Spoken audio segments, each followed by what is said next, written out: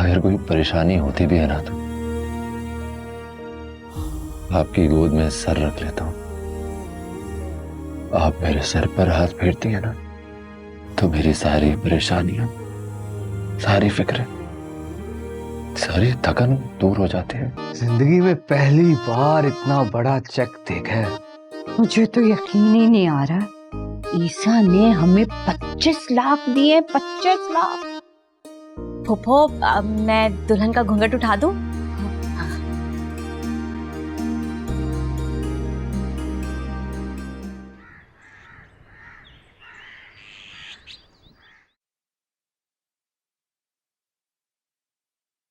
भी आपने जो मुझे इतनी बड़ी खुशी दी है, मेरी तो समझ में नहीं आ रहा आपका शुक्रिया कैसे अदा करूं। माँ बाप जो कुछ करते हैं वो औलाद की खुशी के लिए करते हैं, ये फर्ज है उन पर। इसमें शुक्रिया की क्या बात है? मैं ऐसे ही तो नहीं कहता कि मेरी माँ दुनिया की सबसे बेहतरीन माँ है। मेरे बेटे जैसा भी तो दुनिया में कोई नहीं है,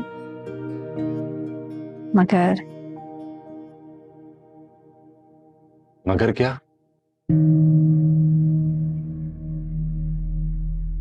बस ऐसे ही रहना, हमेशा मुझे प्यार करते रहना और हमेशा अपने दिल की बात मुझे बताते रहना। मैं बिल्कुल ऐसे ही रहूंगा अम्मी। आप ऐसी बातें क्यों सोचती हैं?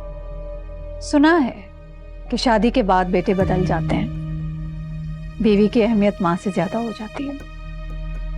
अल्लाह ना करे कभी ऐसा दिन। आप ही मेरे लिए सबसे ज्यादा अहम थी और आप ही हमेशा रहेंगी। खुश रहो। अच्छा चलो उठो, ऑफिस जाना था ना, इस तरह जाओगे, कपड़े गंदे हो गए तुम्हारे। नहीं ना, आपके कदमों में जो मुझे सुकून मिल रहा है, इसे छोड़कर कैसे जाऊं? इम्पोर्टेंट मीटिंग थी ना तुम्हारी। चलो उठो, जाओ, जीते रहो। चलता हूं। हाँ, शाम को जल्दी घर आना और कम से कम भी 1 हफ्ते की छुट्टी। 1 हफ्ता? 1 हफ्ते की छुट्टी तो नहीं ले सकूंगा, ऑफिस तो रोज ही जाना होगा।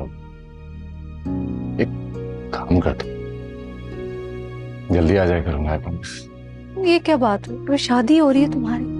अम्मी ठीक कह रही है, भैया छुट्टी कर लेनी चाहिए बाप को।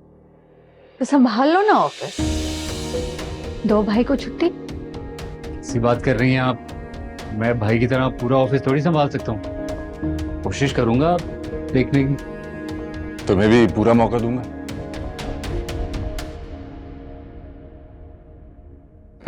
तो सोच रहा हूं अगले महीने 1 हफ्ते के लिए सबाहत को लेकर अपनौर चला जाऊं।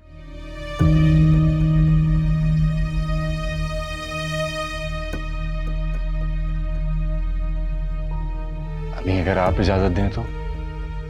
हाँ हाँ जरूर, ये है ना अरेस, संभाल लेगा ऑफिस, तुम्हारा ऑफिस। चलिए मैं चलता हूं। अल्लाह ने कहबान। Good luck. किन झमेलों में फंसा रही हैं आप? चुप करो तुम, ऑफिस नहीं संभालोगे तो जिंदगी भर कुछ नहीं कर सकोगे।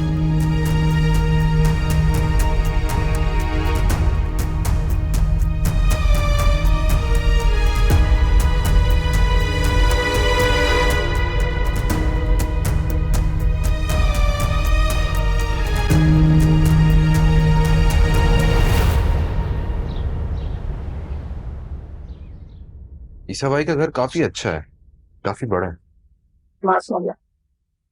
लेकिन बेटा, घर बड़ा होने से नहीं कोई फर्क पड़ता, मकीनों के दिल बड़े होने चाहिए, ताकि रुखसत होने वाली बेटी जो है वो हमेशा खुश रह सके।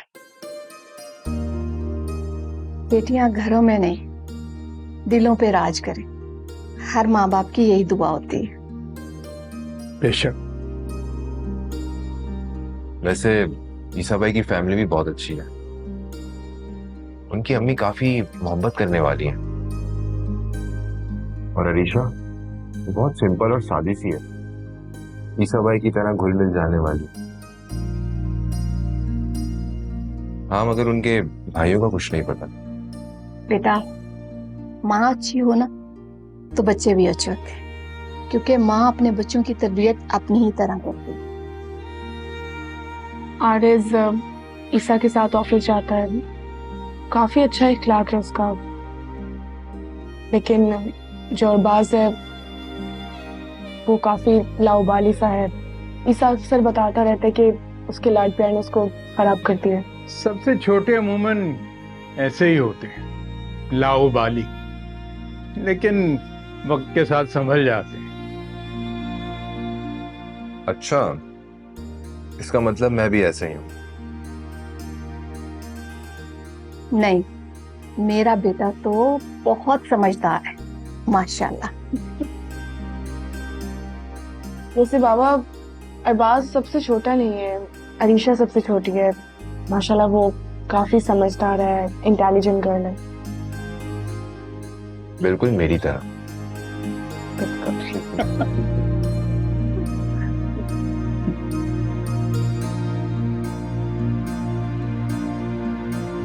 ₹25 लाख की कीमत कोई कम रकम नहीं है। संभाल के रखो और जिस मकसद के लिए दिए हैं वहीं इस्तेमाल करो। जी जी आपा, मुझे मालूम है, आप फिक्र नहीं करें, दुकान ही खरीदूंगा। दुकान खरीदूंगा करो ना किसी डीलर से बात। आपा, वो ईसा की शादी हो जाए ना तो उसके बाद ही हम ये काम शुरू कर देंगे।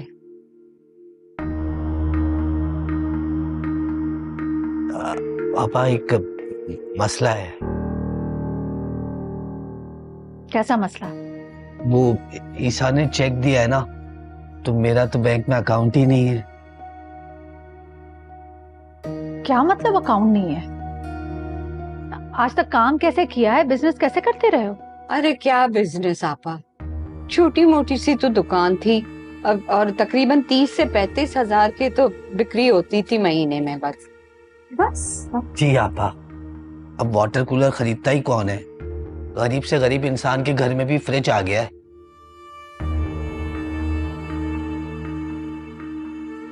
तो जरूरी है कि वाटर कूलर की ही दुकान खोलोगे? मैं 20 लाख की दुकान खरीदो, 5 लाख का उसमें सामान डालो, वो जनरल स्टोर वही खोल लो। अरे वाह आपा, क्या मशवरा आपने दिया है, हम बिल्कुल ऐसे ही करेंगे। सुन लिया ना तुमने? हाँ हाँ, ऐसे ही। अच्छा, ईसा से कहकर तुम्हारा अकाउंट खुलवाती हूँ,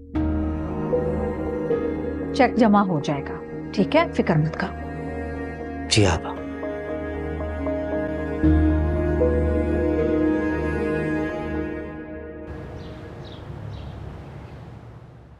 मैं तो खुद बहुत हैरान था जब भाभी ने मुझे मेहंदी पे इनवाइट किया, और आपने तो मुझे अपनी शादी के बारे में बताया ही। कुछ इतना अचानक किया अम्मी, मुझे आपको बताने का मौका ही नहीं लगा। मुझे भी 2 दिन पहले ही पता चला कि मेरी शादी है। फिर ज्यादातर वक्त मैं साइट पर था, आपसे मुलाकात ही कब।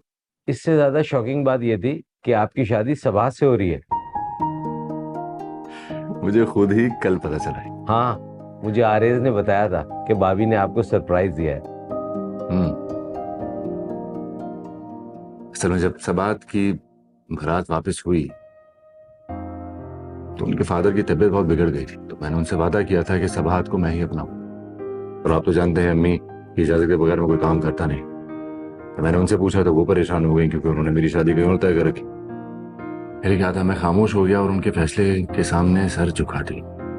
तब भाभी ने तुम्हें शर्मिंदगी से बचाया और तुम्हारे वादे की लाज रखी बेटा। जी, आ जाए। भैया, वो बोर्ड मीटिंग कितने बजे? 5 बजे। 5 बजे? हाँ, 5। तो मैं फिर 1 घंटे के लिए आऊँ, लंच करना है मुझे बस। हाँ हाँ बिल्कुल, चलो। अरे सुनो, कुछ पेमेंट की फाइल्स हैं घर पे रखी हुई हैं एक्चुअली मेरे रूम, तो वापसी में वो लेते हैं ना। मैं ले लूँगा। ठीक है, थैंक्स। अम्मी ये देखें, ये वाला निकाह के लिए है और ये वाला रिसेप्शन के लिए। अच्छे है ना? बहुत अच्छे हैं बेटा, ये तो बहुत महंगे हैं। नहीं मामी, ज्यादा महंगा नहीं है, ये 30,000 रुपए का है और रिसेप्शन वाला 20,000 रुपए का है। यानी ये 20 का वो 30 का, यानी 50,000 के हैं। अरे अम्मा, वहां पे तो लाख लाख रुपए के ड्रेस थे, ये तो फिर भी 50,000 का है। अल्लाह बेटा, हमने कहाँ जिंदगी में इतने महंगे कपड़े पहने, बिला वजह आपा पे बोझ बन रहे हैं हम तो। ये बोझ किस चीज का? ईसा की शादी है, ईसा की शादी। लोगों को पता लगना चाहिए कि ये दूल्हे की बहनें हैं। मेरा आउटफिट तो सबसे महंगा है, ये देखें। ये देखो भाई, इतना खूबसूरत है। ये तो पूरे लाख रुपए का है। हाँ माशाल्लाह, जितनी तुम खूबसूरत हो ना, उतना ये खूबसूरत ड्रेस भी है बेटा। कितने का बताया? पूरे 1 लाख रुपए का। अल्लाह लाखों का पहनना नसीब करे तुम्हें। आमीन आमीन।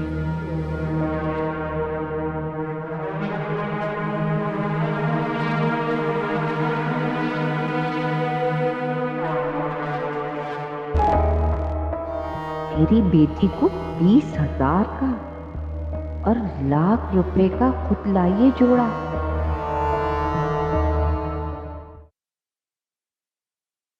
क्या हो रहा है अभी?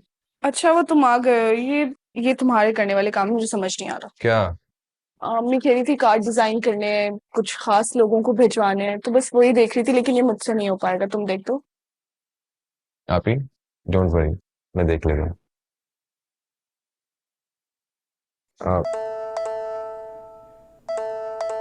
कौन आ रहा है अभी आपको?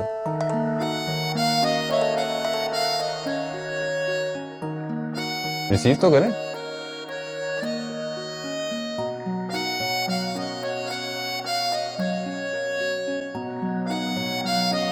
ईसा की कॉल है।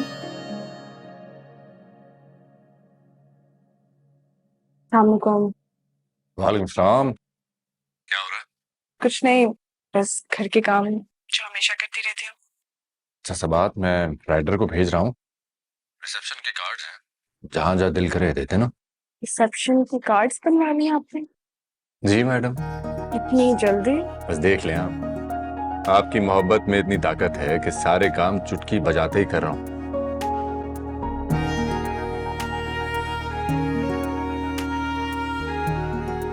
ईसा 1 मिनट होल्ड कीजिएगा। समझ, ईसा कह रहे कि उसने सब कार्ड्स बनवा लिए हैं, अब तुम मत पढ़ना। ठीक है।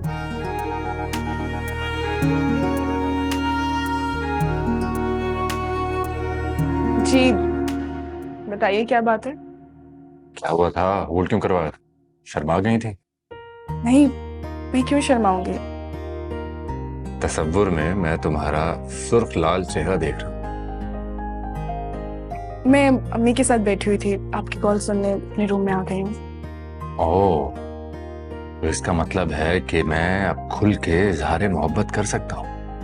ईसा मैं फोन बंद कर रही हूँ। अरे नहीं, सुनो तो फिर शराफत से बात करें। मैंने कब बदमाशी की थी?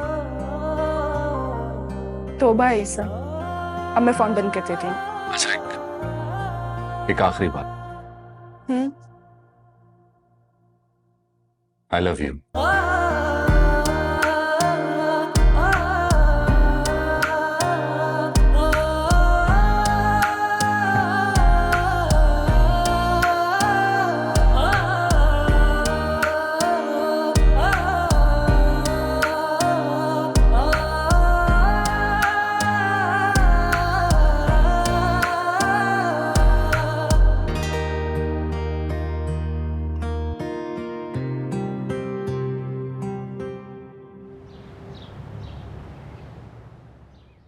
जब तुम्हारे भैया की लव मैरिज हो सकती है तो तुम्हारी क्यों नहीं? क्योंकि अम्मी लव मैरिजेस के अगेंस्ट हैं, लेकिन वो भैया की कोई बात रद्द नहीं करती, तो बहुत प्यार करती है उनसे। ये क्या बात हुई? तुम्हारे भैया के लिए और उसूल और तुम्हारे लिए और उसूल, ये तो डबल स्टैंडर्ड्स हुए। भैया के लिए अम्मी अपने सारे उसूल को कॉम्प्रोमाइज कर सकती हैं। अगर वो उनकी औलाद हैं तो तुम भी उनकी औलाद हो। अगर वो उनके लिए अपने उसूल तोड़ सकती हैं तो तुम्हारे लिए क्यों नहीं? यकीनन तुम्हारे भैया ने हिम्मत की होगी और उनसे बात की होगी, लेकिन तुम तो मुझे बहुत बुज़दिल लगते हो। तुम गलत समझ रहे हो। बुज़दिल मैं नहीं, भैया हैं, क्योंकि उन्होंने कुछ भी नहीं कहा अम्मी से। अरीशा ने बात की और उसी ने उनको कन्विंस किया, फिर जाकर भैया ने इकरार किया। और वैसे भी मैंने अम्मी से कह दिया है कि अगर मैं शादी करूंगा तो सिर्फ और सिर्फ एमी से ही करूंगा। रियली? ट्रस्ट मी, मैंने बात की है। तो क्या कहा उन्होंने? अभी तो कोई जवाब नहीं दिया, दे देंगे। इसका मतलब है वो राजी नहीं है, वरना तुम्हारे भैया के साथ वो हमारी शादी भी कर देती। मैं भैया की शादी 2 दिन में तय पाएगी। मुझे इवेंट्स करने, बड़े इवेंट्स करने, जिसमें टाइम लगेगा। टाइम से याद आया, मैं लेट हो रहा हूँ, भैया मेरा वेट कर रहे होंगे, मैं जा रहा हूँ। बड़े हो जाओ आरिस, कब तक ऐसे भैया की उंगली पकड़ के चलते रहोगे? बाय।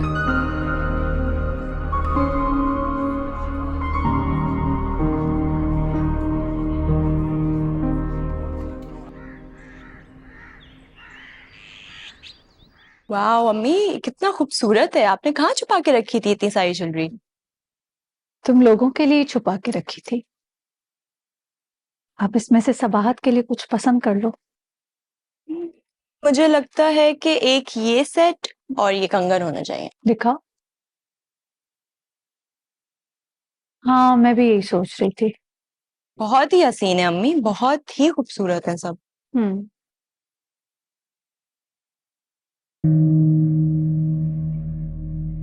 ये सारी ज्वेलरी अरूसा की थी। उसकी ख्वाहिश थी कि उसके जाने के बाद ये उसकी बहू को मिल जाए। तो तुम ये ज्वेलरी ईसा की दुल्हन की अमानत समझ कर रखना। और तुम्हें तो मैंने काफी ज्वेलरी बनवा दी है, चाहो तो और बनवा लो, मगर इन्हें इस्तेमाल ना करना।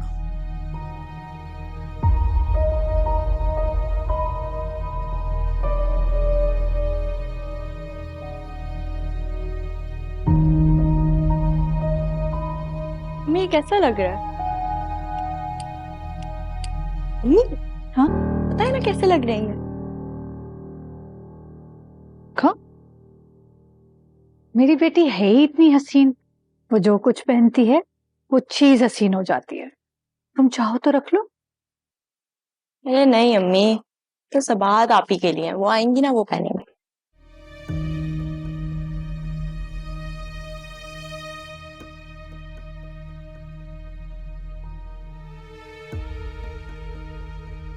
इकराम, मुझे माफ करना, मैं अब इतना बड़ा दिल भी नहीं कर सकती कि ये सारी की सारी कीमती ज्वेलरी सिर्फ ईसा की दुल्हन को दूं। मेरे और भी बच्चे हैं।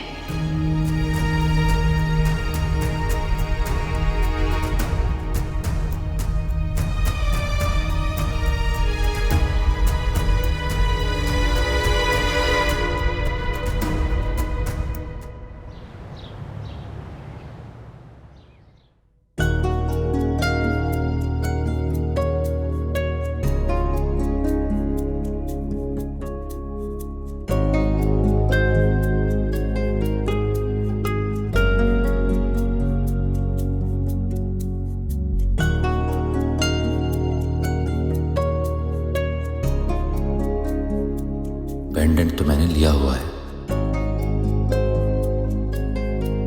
ब्रेसलेट की तो किस्मत ही जाग उठी। क्या मतलब? मतलब ये कि इस नाजुक सी कलाई में सजने का मौका मिला है इसे।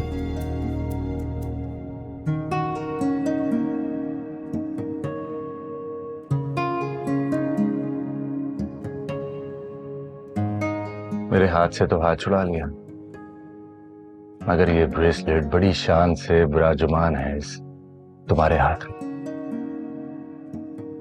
जैसे मुझसे कह रहा हो कि तुमसे ज्यादा खुश नसीब हूं मैं।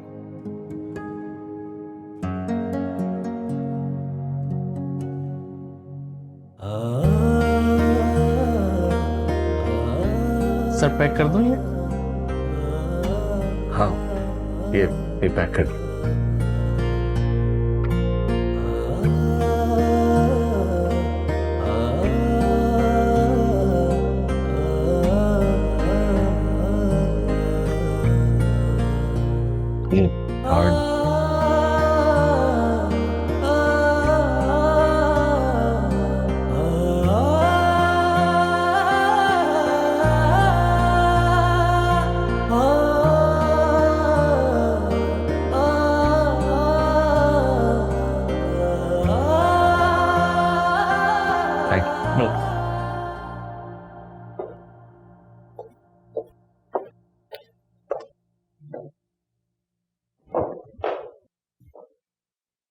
ऑफिस से जल्दी क्यों आकर?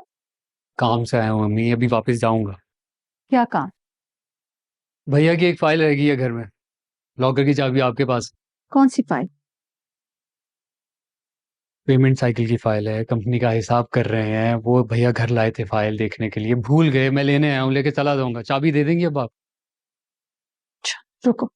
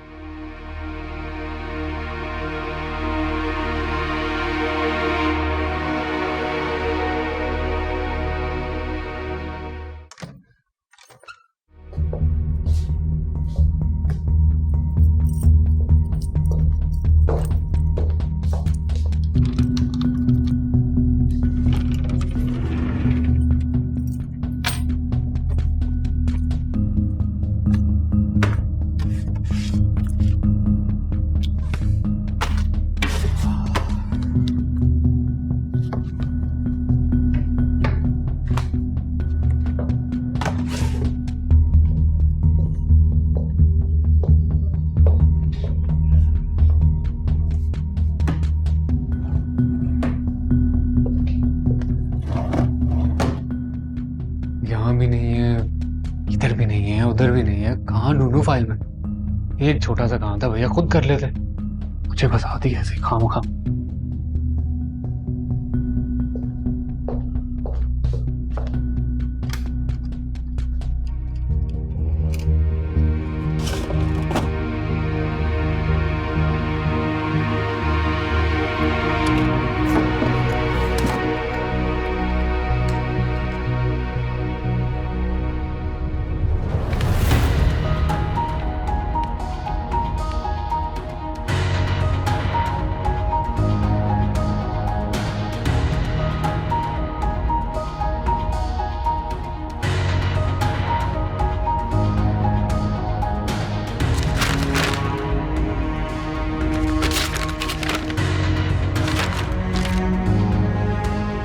कौन है जिसने सारी प्रॉपर्टी भैया के नाम कर दी?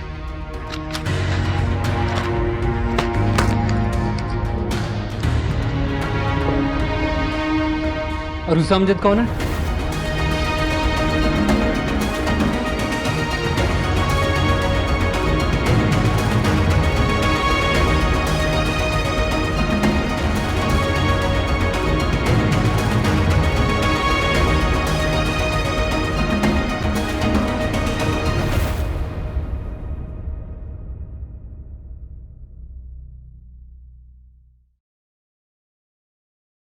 पता नहीं कौन है ये।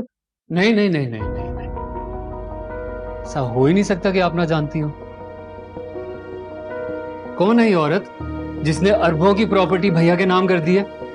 क्या रिश्ता है भैया कब से?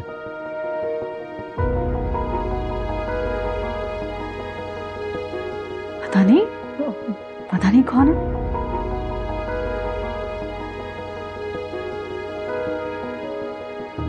नहीं फजूल में उसके कागजात में घुस रहे हो, वो पता चलेगा तो वो गुस्सा होगा। लाओ मुझे। नहीं नहीं नहीं, जब तक मुझे पता नहीं चलेगा कि ये कौन है, ना ही मैं आपको ये फाइल दूंगा, ना ही यहां से जाऊंगा।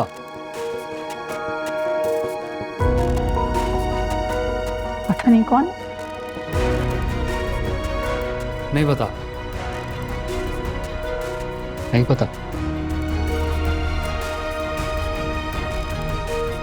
ठीक है, मैं जाकर भैया से ही पूछ लेता हूँ। अच्छा,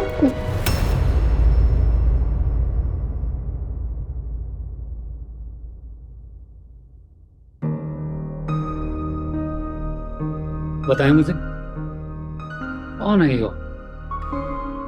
इन्हें किसने अथॉरिटी दी कि सारी प्रॉपर्टी भैया के नाम कर दो?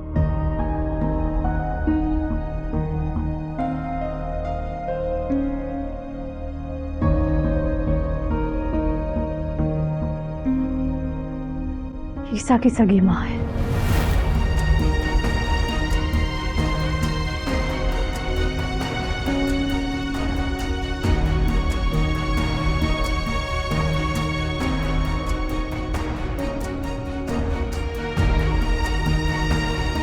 क्या कहना चाह रही हैं आप?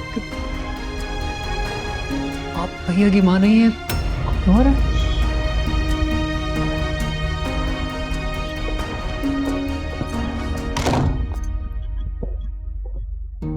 बैठो।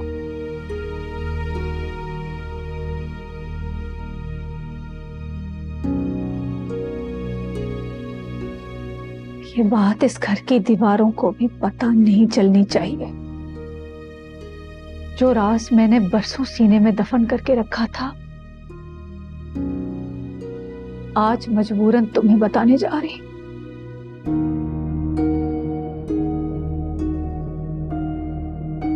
मुझे एक बात बताएं, इनको ये अथॉरिटी दी किसने कि हमारे बाबा की जायदाद का मालिक किसी एक को बना के चली गई?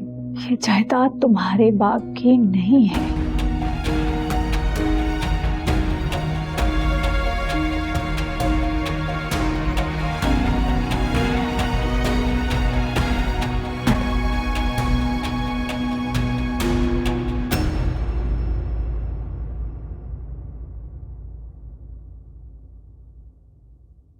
आज जो कुछ मैं तुम्हें बताने जा रही हूँ, वो हमेशा एक राज की तरह तुम्हारे सीने में दफन रहेगी।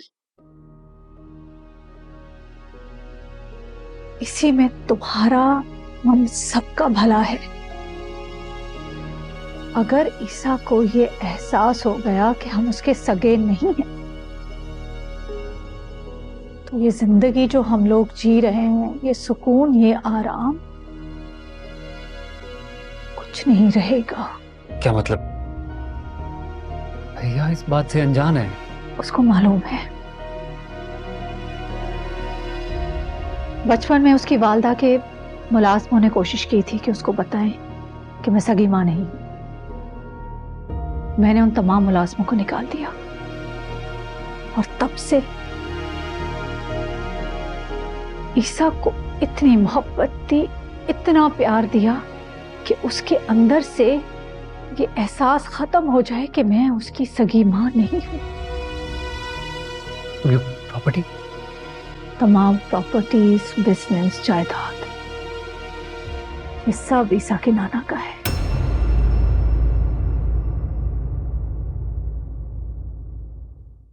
तुम्हारे बाबा तो वहां जॉब करते थे।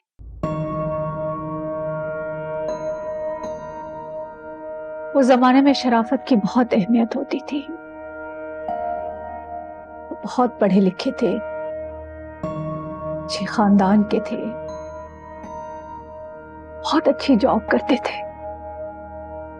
इसलिए नाना ने अपनी इकलौती बेटी की शादी उनसे कर दी। नाना ने अपनी वफात से पहले सब कुछ ईसा के नाम कर दिया था और पावर ऑफ अटॉर्नी अपनी बेटी को दे दिया। ईसा जब बालिग हुआ तो नाना के वकील आए। उन्होंने आकर सारी हकीकत बता दी। सब कुछ ईसा के नाम कर दिया। मतलब हमारा कुछ भी नहीं है, सब कुछ भैया का है।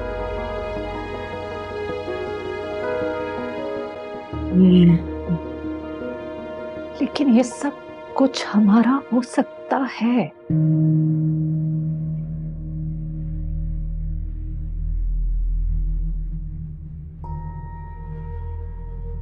अगर तुम मेरे कहने पर चलो तो।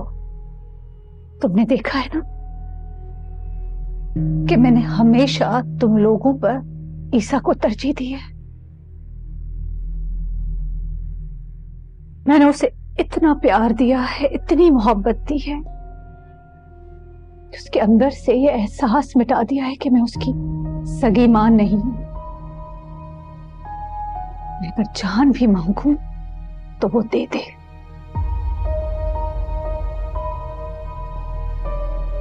बाबा को चाहिए था कि वो प्रॉपर्टी के हिस्से कर जाते।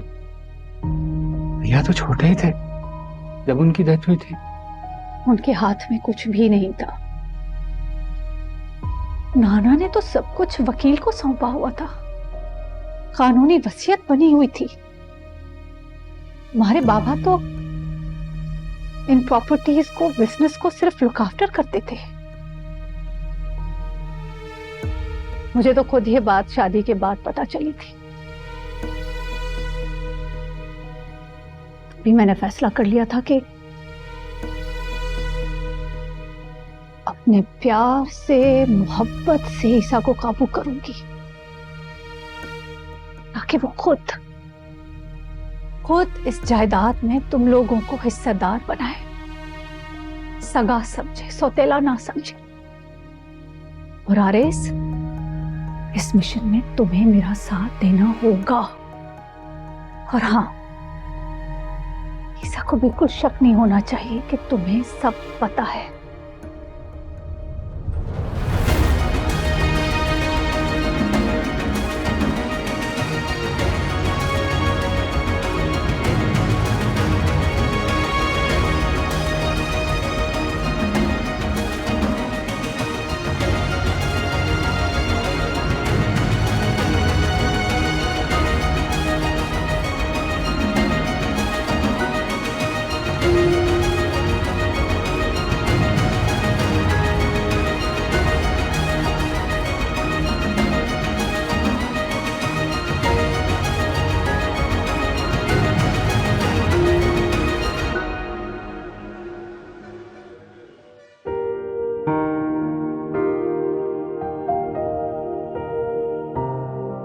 कितनी अजीब सी बात है, जिनके जिगर का टुकड़ा हूं,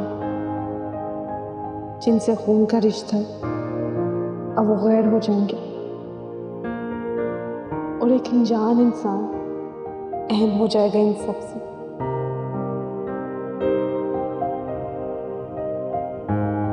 जिस घर में आंख खोली, जिस कमरे में उम्र के इतने साल गुजार दिए, अब उसे छोड़ के जाना होगा और बस फिर यहाँ के लिए मेहमान बन जाऊंगे।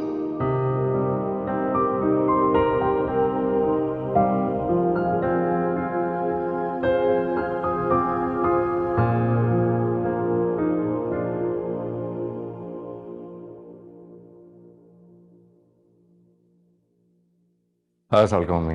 वालेकुम अस्सलाम। बहुत देर कर दी आज।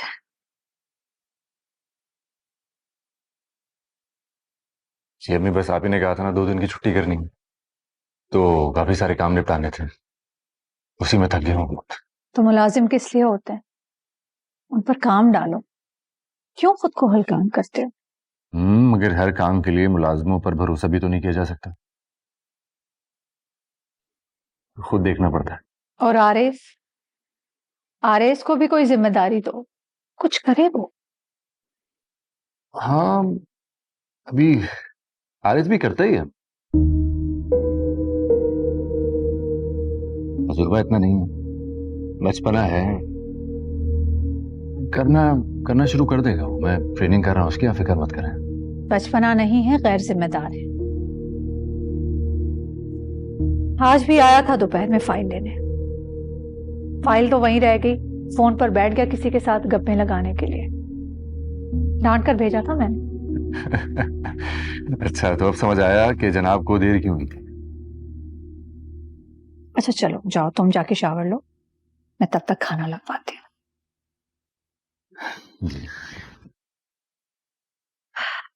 शगुफ्ता, ईसा के लिए खाना लगवाओ।